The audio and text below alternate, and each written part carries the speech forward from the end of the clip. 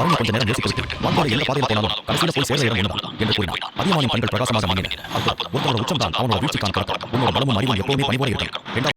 உண்மைகளை சொல்வது என்று தயங்கிவிட்டேன். என் வாழ்க்கையில் சில விசித்திரமான சம்பவங்கள் நடந்தது. அது மூலமாக ரசவாதிகள் பயன்படுத்த சில வித்தைகளை நான் கற்றுக்கிட்டேன் என்று நாசிக்காக கூறினார். அதியமான் சிரித்தபடியே தலையசைத்தார். எதிர்காலத்தில் நீ யாரையாவது ஏமாற்ற நினைச்சா அதை எந்த தடையும் இல்லாமல் முழுசா பண்ணு என்று சிரித்துக் கொண்டே ஒரு மாபெரும் அறிவுரையை கூறினார். அதோடு அந்த மாளிகைக்கு வெளியே நடந்ததெல்லாம் தெரியும். கடம்பன் நாடகமாடான தெரியும். நீ எப்படி சமாளிக்கிறேன் பார்க்கறதுக்கு தான் இந்த சோதனை. அப்புறம் உன்னோட மாபெரும் லட்சியம் என்ன என்று அதியமான் இறுதியாக கேட்டார். பரணி ஒரு நொடி கூட தயங்காமல் ஆவேசமாக பதிலளித்தார். இந்த உலகத்திலேயே யாரும் தோற்கடிக்க முடியாத அளவுக்கு ஒரு அசுர பலசாலியாக மாறுவதுதான் என்னோட லட்சியம். எனக்கு உயிர் இருக்க வரைக்கும் என்னோட எல்லையை நான் தாங்கிட்டே இருப்பேன் என்றார். அதியமான் சத்தமாக சிரித்தார். அந்த சிரிப்பு அந்த ஏரி முழுவதும் எதிரொலித்தது. அற்புதம். நீ ஃபீனிக்ஸ் வில்லேஜ் வர நாளுக்காக நான் காத்திருக்கேன். மாவீர பட்டியலை பற்றி ரொம்ப கவலைப்படாத. உன்னோட பயிற்சியில கவனம் செலுத்து என்று கூறிவிட்டு அதியமானின் உருவம் ஒரு மாபெரும் ஒளியோடு மறைந்தது.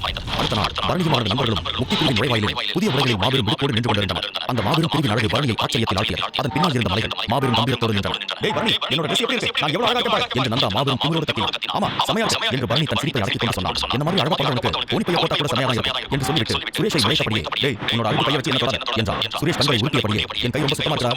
இங்க இருக்க பொண்ணுங்க முன்னாடி மாட்டை வாங்காத, உன்னை கொண்டு என்று எச்சரித்தான். துரையும் சிவாவும் தங்களின் மாபெரும் ஆடைகளை சரி செய்து கொண்டு நந்தாவின் இந்த குழந்தை தனத்தை கண்டுகொள்ளாமல் இருந்தார். மாய ஒற்றுமை பிரிவின் மாஸ்டர்கள் கந்தர்வனும் வீரமானும் மாபெரும் விழிப்போடு நின்று கொண்டிருந்தனர். நந்தா பரணியை பார்த்து நக்கலாக சிரித்தபடியே என்ன பரணி, சாராவை பார்த்து ரொம்ப ஆவலாக்கியா என்று கிண்டடித்தான். பரணியின் முகம் வெட்கத்தில் சிவந்தது. ஆம், நிஜமாக பார்க்க ஆசையாதான் என்று முன்னிட்டான். முக்தி பிரிவில் பரணிக்கு என்ன காத்திருக்கிறது? சாராவுக்கும் அவனுக்கும் மோதல் வருமா? காதல் வருமா? இதையெல்லாம் தெரிந்து கொள்ள பயணத்திற்கு பிறகு அவர்கள் முக்தி பிரிவின் பிரம்மாண்டமான நுழைவாயிலை அடைந்தனர். அங்கு வந்த சில மாணவர்கள் பெரும் மரியாதையோடும் வசீகரிக்கும் புன்னகையோடும் அவர்களை வரவேற்றனர். இந்த மாஸ்டர்கள் அழைத்து வர சொன்னார். இந்த வழியாக என்று அவர்கள் மிகவும் மென்மையாக கூறினர். அவர்கள் அந்த நளினமான அசைவுகள் நந்தாவையும் சுரேஷையும் ஒரு நொடி சொல்லி விடைத்தனர். வாய்ப்பாக நின்று அவர்களை பார்த்த மாஸ்டர் சந்திரன் சத்தமாக தொண்டையை கணைத்து அவர்களை உழைத்தார். அதை மட்டார்கள் வாழ்க்கையை பொண்ணுமையே பார்க்காத மாதிரி ஏண்டா இப்படி அலையிலே கொஞ்சம் நாகரிகமாக நடந்த மானத்தை காப்பாற்றுவார் என்று கடுப்பாக எச்சரித்தார். இதை பார்த்துவிட்டு அந்த பெண்களின் ஒருத்தியான ஜெயா மெல்ல சிரித்தார். மற்ற மாணவர்களும் தங்களுக்குள் ரகசியமாக சிரித்துக் கொண்டனர். துரை நந்தாவையும் சுரேஷையும் உழைத்தபடியே கொஞ்ச நேரமாக நம்ம மானத்தை வாங்க முடியாது என்று முன்முட்டார். ஆனால் நந்தா எதையும் காதில் வாங்கிக் கொள்ளவில்லை. அவன் கண்கள் முழுக்க முழுக்க ஜெயாவின் மீது இருந்தது. ஜெயாவும் அதை கவனித்தார். இருந்தும் கண்டுக்காதது போல நடந்து கொண்டார். அதே நேரம் சிவாசன் பெரிய நெஞ்சை நிமிர்த்திக் கொண்டு மிகவும் நாகரிகமாக நடந்து வர முயன்றான். நந்தாவை பார்த்து நக்கலாக சிரித்தான். நாகரிகமாக இருப்பாரா? நீயும் பொண்ணுங்களை பார்த்து எவ்வளவு ஆவலா இருக்கேன் எங்களுக்கும் தெரியும் என்று நந்தா சிவாவை கொண்டுவிட்டான். சிவாசன் சட்டையை சரி செய்தபடி வெட்கத்தில் சிவந்தான்.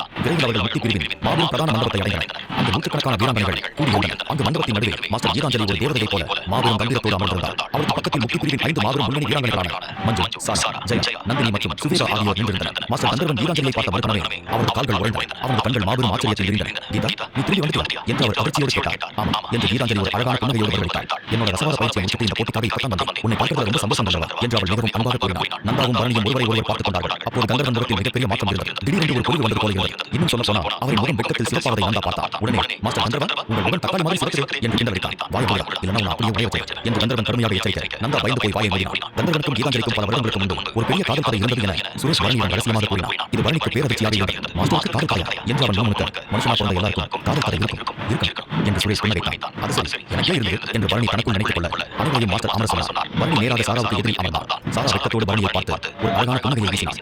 மஞ்சு சாராவின் காதில் பணிந்து பரணி பார்க்க நல்ல பையனாகவும் மாபெரும் வரசாலியாகவும் இருக்கானே என்று கிண்டடித்தார். சாரா வெட்கத்தில் முகம் சிவக்க மஞ்சு நாம் போட்டியில் கவனம் செலுத்தலாம் என்று முன்முட்டார். அடுத்த நொடி கீதாஞ்சலி கையை கட்ட முக்தி பிரிவு வீராங்கனைகள் 4 பிரம்மாண்டமான வெண்கல கண்ணாடிகளை அந்த மண்டபத்திற்கு கொண்டு வந்தனர்.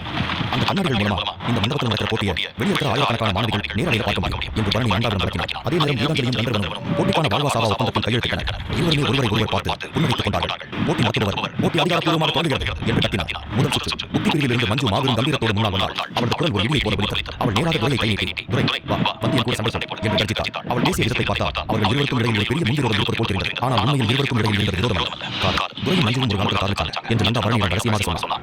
இந்த மண்டபத்தில் காதல் காயாக இருக்கு, இது முக்தி பிரிவா இல்ல காதல் பிரிவா என்று பரணி ஒன்றும் புரியாமல் கேட்டான். காதல் இல்லாமல் முக்தி எதிராக என்று நந்தா புன்னகைத்தான். நாம முக்தி பிரிவோட எப்பெல்லாம் சண்டை போடுமோ அப்பெல்லாம் துரையை விட்டு வேணுமே தோற்றுவாங்க என்றான் நந்தா.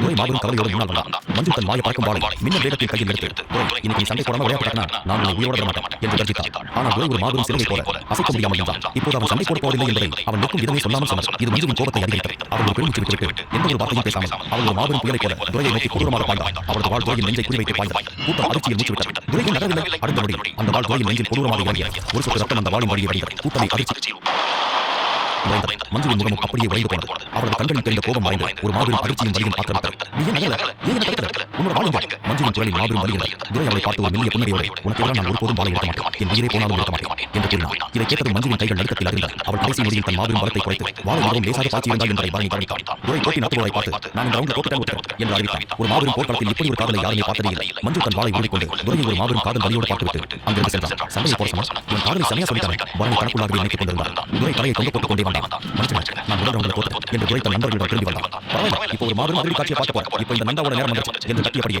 நந்தா தன் வரகர ஆதாய வாளை எடுத்துக்கொண்டு மாபெரும் விழிப்போடு மைதானத்திற்கு வந்தான். கீதாஞ்சலியின் கட்டளைப்படி ஜெயாவின் இரண்டாவது சுற்றுக்கு வந்தான். ஐயோ, என்ன இவரை நான் எதிர்பார்க்கலையே. பேசாம நாமும் பயமறிய பண்ணி ஒரு நல்ல எண்ணத்தை உருவாக்குவோம் என்று நந்தா தனக்குள் நினைத்தபடியே பரணியை திரும்பி பார்த்தான். நந்தா யோசிப்பதை புரிந்து கொண்ட பரணி வேண்டாம் என்று தலையை ஆட்டினான். உடனே நந்தா புன்னகையோடு ஜெயாவை பார்த்தான். நான் இந்த பெரிய சண்டையை ஆட்டினான் ஜெயா. உன்னோட அந்த மாய ஆன்மா இசை ரொம்ப அருமையாக இருக்கும் கேள்விப்பட்டேன். நீ வாசி, நான் கேட்கிறேன். நீ வாசிச்சு முடிக்கும்போது நான் நிலைத்தடுமாற மாட்டேன். நான் ஜெயிச்சேன், நான் விழுந்தா நீ ஜெயிச்சேன், என்ன செய்ய என்று மாபெரும் சவால் விட்டான். அடுத்த முறை ஜெயாவின் கண்கள் அதிர்ச்சியிலும் நக்கலிலும் மின்னியது. சரி நந்தா, ஆனால் இந்த இசையை ரொம்ப கவனமாக கேள் என்று கூறி தன் உள்ளம் எடுத்தாள்.